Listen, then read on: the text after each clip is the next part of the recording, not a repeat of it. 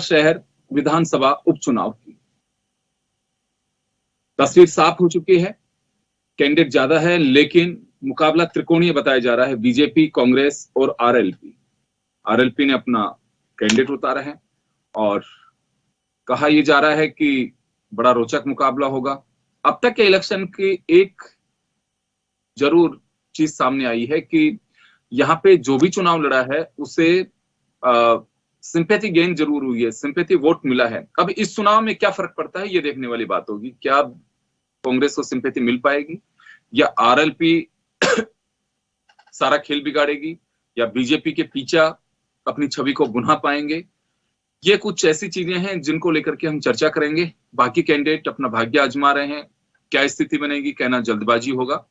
तो चलिए, हमारे साथ इस मुद्दे पर चर्चा करने के लिए हमारे सहयोगी सरदार से गजेंद्र सिंह जुड़े हुए हैं, भाजपा से आशीष चतुर्वेदी जी जुड़े हुए हैं, कांग्रेस से हमारे साथ पंकज शर्मा है और आरएलपी से डॉक्टर सरवन चौधरी जी हमारे साथ जुड़े हैं। सभी का स्वागत है। मैं सरवन जी आपके पास आना चाहूंगा।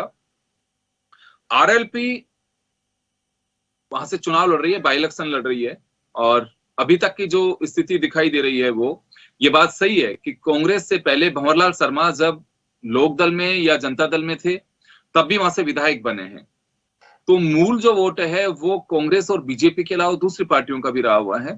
वो बात अलग है कि भंवरलाल शर्मा बाद में कांग्रेस में चले गए, लेकिन आरएलपी क्या वास्तव में कुछ मजबूत स्थिति के अंदर, ये बात तो सही है, त्रिकोणीय मुकाबला है आप लोगों का, बना दिया आपने, लेकिन आधार क्या रहेगा आरएलपी का?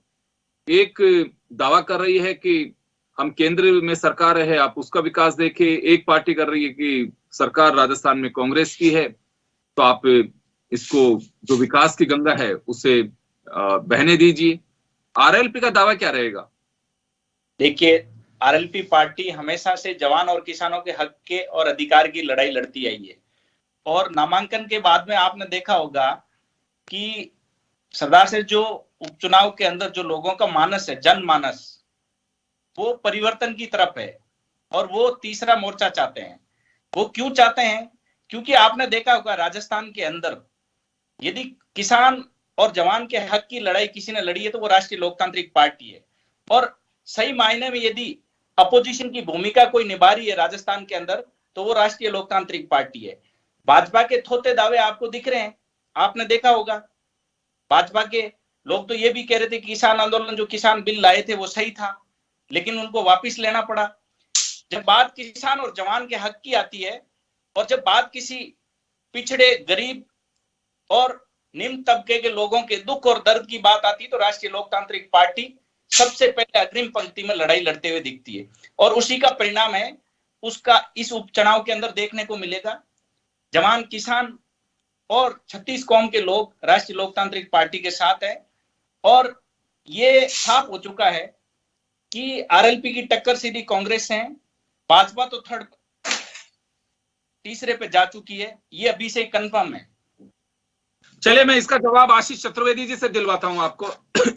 आशीष जी, आरएलपी दौड़ से बाहर बता रही है कि सीधा मुकाबला बीजेपी और कांग्रेस में होगा, क्योंकि यह सवाल इस वजह से उठता है कि अब तस्वीर साफ हो चुकी है, नामांकन का समय वगैरह सब निकल चुका है, फाइनल लिस्ट जारी कर दी गई है।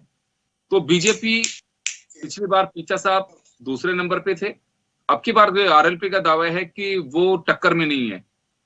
ये आरएलपी का दावा है। जी आशीष जी। देखिए योगेंद्र जी, दावे कुछ भी किए जा सकते हैं और राजस्थान में तीसरे दलों की स्थिति क्या रही है इसका इतिहास हमको समझना पड़ेगा। अगर मैं 2003 के चुनाव की बात करूं तो सामाजिक न्याय मंच बना, उसकी क्या स्थिति हुई, 2008 के पहले उसका भारतीय जनता पार्टी में विलय हो गया। 2008 के चुनाव में एलएसडब्ल्यूपी बनती है जिसका एक विधायक आता है और 2013 में वो पार्टी समाप्त हो जाती है। 2013 के चुनाव में जमींदारा पार्टी बनती है और एनपीपी बनती है 2018 के चुनाव में वो पार्टी समाप्त हो जाती है। तो आप मान के चलिए कि आरएलपी का भी यही हश्र होना है। 2018 में इनका उदय हुआ है, 2023 तक आते आते ये लोग समाप्त हो जाएंगे। अरे सुनिए यार, इंटरप्ट मत कीजिए। अरे श्रवण जी आपकी बारी आएगी। श्रवण जी आपकी बारी आएगी। श्रवण जी आपकी बारी आएगी, आप थोड़ा धैर्य से सुनिए। अभी तो मैं अपने तक रख रहा हूँ ना, मैं तक रखा हूँ। देखिए, लोकतंत्र में हर पार्टी को चुनाव लड़ने का अधिकार होता है। आरएलपी को भी अधिकार है वो चुनाव लड़े, पूरे राजस्थान में लड़े, पूरे देश में लड़े, जहां भी उनका समर्थक है वहां लड़े। मैंने आपको स्थिति बताई है राजस्थान की क्या स्थिति है। ठीक है, कोई हो सकता है किसी पर्टिकुलर इलेक्शन में उनको कोई फायदा हो गया हो, बीजेपी के बागी को उन्होंने टिकट दे दिया, जैसे फॉर एग्जांपल वल्लभ नगर में उनके कुछ वोट आ गए, वो एक अलग चीज होती है। लेकिन 200 सीटों पर चुनाव लड़ना अपने आप में एक बहुत कठिन टास्क होता है। आपको उसके लिए संगठन चाहिए, आपको उसके लिए एक विचारधारा चाहिए, आपको उसके लिए नेता चाहिए, ठीक है ना। जहां तक सरदार शहर की बात है, आप मान के चलिए भारतीय जनता पार्टी इस चुनाव को जीतने जा रही है। भारतीय जनता पार्टी ने संगठन के आधार पर अपना एक मजबूत उम्मीदवार वहां पे उतारा है, और जिस तरह से नाराजगी है इस सरकार को लेकर के, जिस तरह से आप देखिए जो ओबीसी वर्ग में नाराजगी है, जिस तरह से बेरोजगार आंदोलन कर रहे हैं, जिस तरह से राजस्थान में अपराध की स्थिति, और सबसे बड़ी बात, ये सरकार योगेंद्र जी चल कहां रही है कांग्रेस की, ये तो आपसी लड़ाई में उलझे हुए हैं, और इनकी आपसी लड़ाई का खामियाजा राजस्थान की 7.5 करोड़ जनता को भुगतना पड़ रहा है। एक मंत्री दूसरे मंत्री पर आरोप लगा रहा है, मुख्यमंत्री से कई विधायक नाखुश हैं, और ये हमको पता नहीं कि मुख्यमंत्री कब रहेंगे, नवंबर तक रहेंगे कि दिसंबर में जाएंगे कि बजट पेश करेंगे उसके बाद जाएंगे। तो ये तो राजनीतिक स्थिति है। तो राजस्थान में सरकार नाम की तो कोई चीज बची नहीं है। तो जनता बहुत अच्छे से जानती है कि उसको किस पार्टी को अपना वोट देना है। चलिए मैं आऊंगा, पंकज शर्मा जी हमारे पास में जुड़े हुए हैं। पंकज जी, सरकार की ऊहापोह की स्थिति बनी हुई है, इस वजह से लोग बीजेपी को वोट देंगे और तीसरे मोर्चे का कोई अस्तित्व नहीं होता, इस वजह से वोट खराब नहीं करेंगे, ये भाजपा का दावा है। मैं आपका भी सुनना चाहूंगा। देखिए, राजस्थान की कांग्रेस सरकार में किसी भी तरीके की कोई ऊहापोह की स्थिति नहीं है। लगातार सरकार विकासशील योजनाएं लेके आ रही है, जन कल्याणकारी योजना लेके आ रही है और काम कर रही है। सरदार शहर उपचुनाव में भी, सरदार शहर में उससे पहले लगातार स्कूलों के लिए काम हो, हॉस्पिटल्स के लिए काम हो, पशु चिकित्सा केंद्र की बात हो, सड़कें हो, लगातार अच्छा काम वहाँ सरकार ने लगातार काम किया है। और इसी का परिणाम है कि पिछली 15 चुनावों में से लगभग 9 चुनावों में वहाँ कांग्रेस जीती है। और जहाँ तक बात कर रहे हैं आशीष जी कि वहाँ ये स्थिति है वो स्थिति है, किसी तरीके की कोई स्थिति नहीं है। लगातार वहाँ कांग्रेस अच्छा कार्य कर रही है। कांग्रेस ये सेमीफाइनल मान के चल रही है सरदार शहर के उपचुनाव को। सरदार शहर का उपचुनाव का सेमीफाइनल कांग्रेस पार्टी भारी बहुमत से जीतेगी।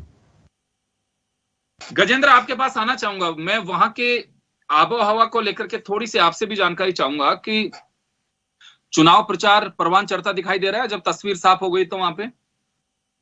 बिल्कुल योगेंद्र सर, मैं आपको बता दूं कि सरदार शहर में इन दिनों गुलाबी सर्दी पड़ रही है, लेकिन राजनीतिक तपिश है वो लगातार बढ़ती ही जा रही है। नेताओं के दौरे वो सरदार शहर में शुरू हो चुके हैं। कांग्रेस, भाजपा, आरएलपी तीनों दलों के बड़े नेता हैं वो सरदार शहर में पहुंच रहे हैं और अपने अपने प्रत्याशियों के पक्ष में मतदान करने की अपील कर रहे हैं।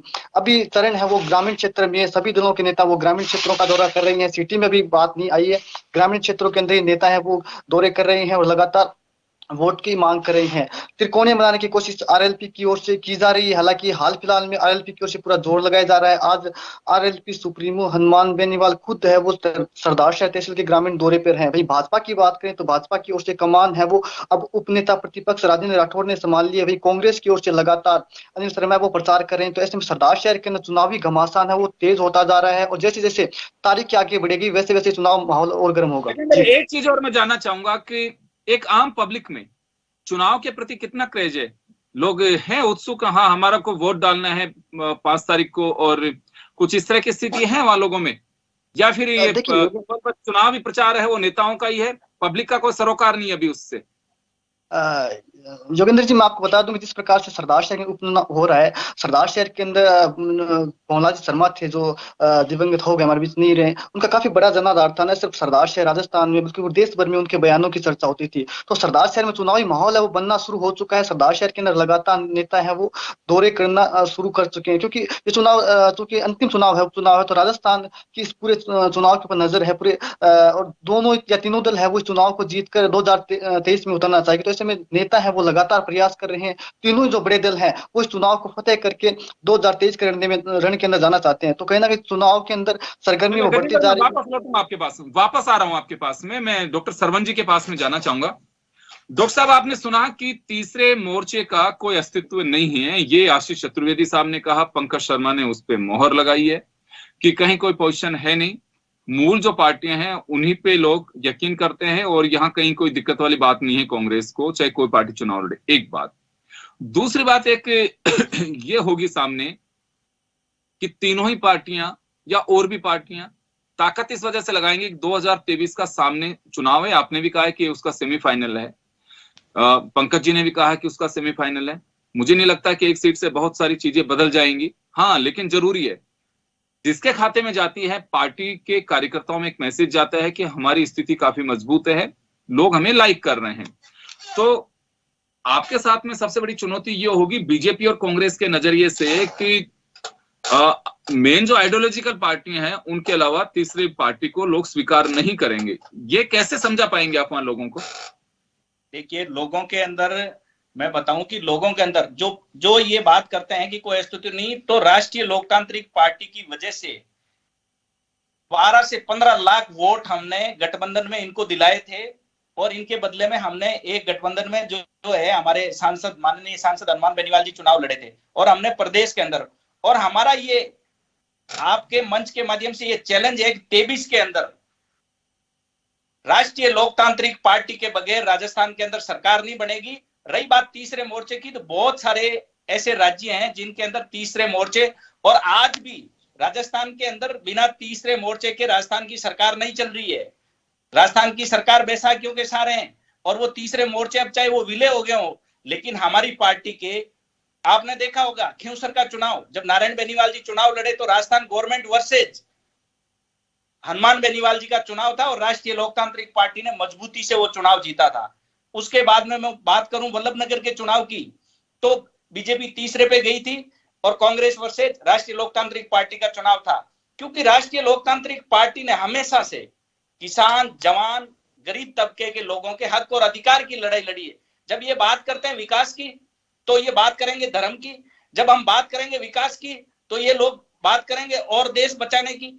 जब इनके पास मुद्दे नहीं है, जब ये जनता के बीच में जाते नहीं है, जब बात विकास की नहीं करते हैं, तो किन चीजों को लेके 23 में चुनाव लड़ेंगे? इनके अंदरूनी लड़ाई को छिपाने के लिए इस प्रकार की अनर्गल बातें कर रहे हैं। आपने देखा होगा सरदार शहर के अंदर जब टिकट फाइनल को लेके ये आपस में ही लड़ रहे थे, आपने देखा होगा लड़ते हुए वीडियो वायरल हो रहा था। सरवन जी, समय थोड़ा कम है, मैं तीनों के पास में जाना चाहूंगा। मैं पंकज जी आपके पास आना चाहूंगा। अभी आपने सुना कि किस तरह से लड़ाई हो रही है और फिर उसके बीच भी अगर कांग्रेस जीत की बात कर रही है।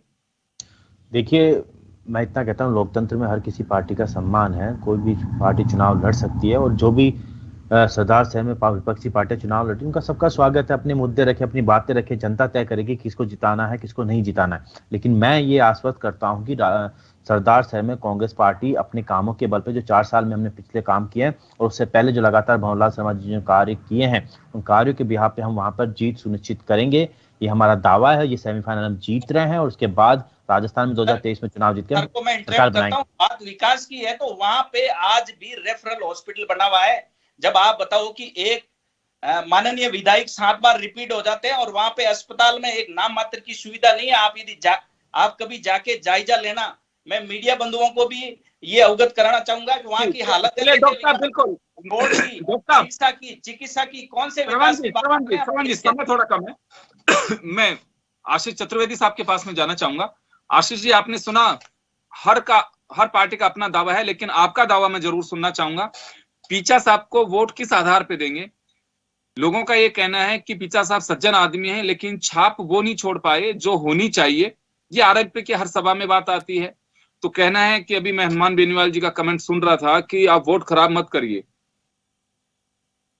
देखिए, मैं आपके चैनल के माध्यम से यही बात कहना चाहता हूं कि अभी मैं आपके जो लोकल स्थानीय पत्रकार हैं गजेंद्र जी, उनको भी सुन रहा था। उन्होंने अपना जो ओपनिंग रिमार्क का, उन्होंने कहा कि आरएलपी इस मुकाबले को त्रिकोणीय बनाने की कोशिश कर रही है, ये उन्होंने कहा। तो योगेंद्र जी, आपके चैनल के माध्यम से हम चाहते हैं कि जो भी लोग राजस्थान सरकार से नाराज हैं जो असंतुष्ट हैं वो अपना वोट खराब ना करें। आरएलपी एक तरह से वोट कटवा पार्टी साबित हो रही है कि जो सरकार से नाराज हैं वो अपने जातिगत आधार पर लोगों को बहलाने फुसलाने का काम कर रहे हैं। और जनता बहुत समझदार होती है योगेंद्र जी, और पंकज जी भी बहुत बड़े बड़े दावे कर रहे हैं, 2023 के चुनावों की बात कर रहे हैं। 2023 के चुनावों का जो हश्र होना है वो इनके सरकार के मंत्री राजेंद्र गौड़ा जी ने उसकी स्थिति बहुत अच्छे से बयां कर दी है योगेंद्र जी, कि कौन सी गाड़ी में बैठ करके विधायकों को विधानसभा में जाना है। तो सरकार की जो स्थिति होनी है 2023 में वो भी एकदम स्पष्ट है, और आपके सरकार के मंत्री ही कह रहे हैं, वो सरकार में मंत्री भी बने हुए हैं। तो भारतीय जनता पार्टी पूरी तरह से आश्वस्त है कि हम ये वाला चुनाव भी जीत रहे हैं और 2023 में भारी बहुमत से हम चुनाव जीतेंगे। और राजस्थान में तीसरी पार्टी के लिए कहीं कोई जगह है नहीं। शायद भारतीय मैं 30 सेकंड गजेंद्र आपके पास आना चाहूंगा। मैं विकास का मुद्दा है या फिर वहां पे क्योंकि ये बाई इलेक्शन का एक अलग अपना एक नेचर होता है, वहां विकास के मुद्दे पे चर्चा है या फिर भंवरलाल शर्मा, पीचा साहब, हनुमान बेनीवाल, इनके नाम पे चर्चा है? एक रेफरल हॉस्पिटल मैं आपको बता दूं सर कि पूरा चुनाव विकास के मुद्दे से डाइवर्ट होकर अब सहानुभूति के मुद्दे पर आ चुका है। अनिल शर्मा सहानुभूति के ऊपर सवार होकर चुनाव लड़ रहे हैं, वो अपने नाम के पीछे भी अनिल भंवरलाल शर्मा लगा रहे हैं। तो वहीं भाजपा के अशोक पिंचा है, वो भी एक सभा के दौरान भावुक होते हुए नजर आए, उनके भी आंसू निकल आए सभा के दौरान। वो भी कह रहे हैं कि मैंने अब तक 5 चुनाव लड़े हैं, 4 मेरे को हार मिली है, एक केंद्र मुझे जीत मिली है, तो अब क्या इरादा है आपका? वहीं आरएलपी उम्मीदवार है लालचंद सिंह मुंड, वो भी यही कह रहे हैं कि मुझ पर सरदार शहर के 35 साल के कुशासन ने, सरदार शहर के विधायक ने लगातार 35 सालों के अंदर बेचने का काम किया, मुझ पर तरह तरह के आरोप लगाए गए, मुझे बार बार जेल भेजा। समय का अभाव में रोकना चाहूंगा तमाम अतिथियों को। और चलिए, गजेंद्र वहां से बता रहे थे कि विकास का एजेंडा होना चाहिए, लेकिन ये चुनाव डाइवर्ट हो रहा है, ये लोकलाइज हो रहा है। कोई इमोशंस पे चुनाव लड़ना चाह रहा है, कोई अपने नाम पे चुनाव लड़ना चाहता है। होता भी यही है, क्योंकि जब बाई इलेक्शन होता है वहां पे काफी कुछ कार्यकर्ताओं के, नेताओं का एक बड़ा ये कहूं कि दल पहुंचता है, एक ग्रुप पहुंचता है और चुनाव को उसी अंदाज से मोड़ने की कोशिश करता है। वोटिंग परसेंटेज भी काफी हद तक जो आम इलेक्शन होता है उसमें बाई इलेक्शन में ज्यादा होता है। खैर, लेकिन अब क्या होगा ये देखने वाली बात है, और तब तक के लिए हमें इंतजार करना होगा। लेकिन समय समय पर जो तस्वीर वहां से बनती है हम आप तक पहुंचाने की पूरी कोशिश करेंगे। आप सभी का बहुत बहुत शुक्रिया। बड़ी खबर में इतना ही, दीजिए इजाजत, नमस्कार।